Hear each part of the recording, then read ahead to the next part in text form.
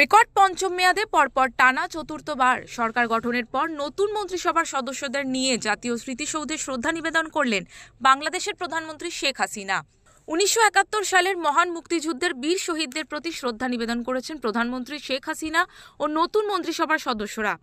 আজ শুক্রবার দুপুরে ঢাকার সাভারের জাতীয় স্মৃতিসৌধে ফুল দিয়ে শ্রদ্ধা জানান।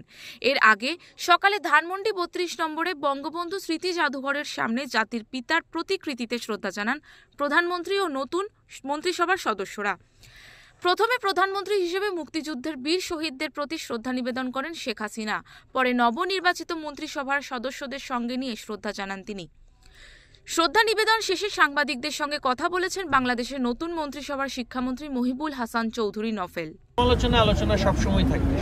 আলোচনা না থাকলে তাহলে সেটা মনে হতো যেন এর কোনো ইম্প্যাক্ট নেই। সুতরাং সমালোচনা যেহেতু হয়েছে, যদি কোনো সমস্যা থেকে থাকে, এখন তো মাত্র শিক্ষাবর্ষ শুরু হয়েছে, তাহলে সেটা সেই সমস্ত জায়গায় পরিবর্তন আসবে। যদি মূল্যায়নের জায়গায় যদি সমস্যা থেকে থাকে, সেখানে পরিবর্তন আসবে। আমরা তো বলেছি যে আমরা শুরু করতে যাচ্ছি।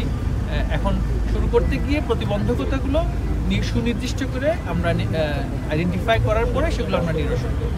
কোনো কিছুই কিন্তু মানে স্থায়ীভাবে যে আমাকে সেটা ধরে রাখতে হবে তা কিন্তু না।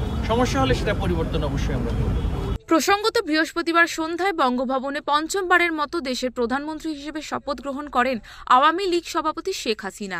একই দিনে নতুন মন্ত্রিসভার ২৫ জন মন্ত্রী ও ১১ জন প্রতিমন্ত্রীকে শপথ বাক্য পাঠ করান রাষ্ট্রপতি মোহাম্মদ শাহাবুদ্দিন।